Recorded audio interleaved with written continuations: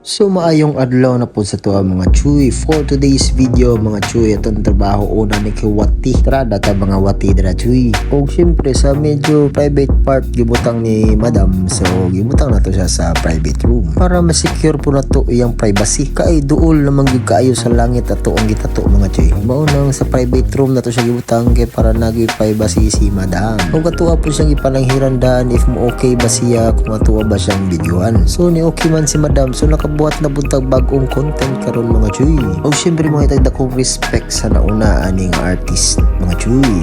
Nasa karon mo na niyang katibuk ang resulta mga chuy. Ayaw mo kalimot og follow sa kong page Ground Zero Tattoo Studio. Ug ayaw mo kalimot og subscribe sa kuang YouTube channel. Daghang salamat. Ug ayaw po dai mo kalimot og hit sa bell notification para more updates sa akong video.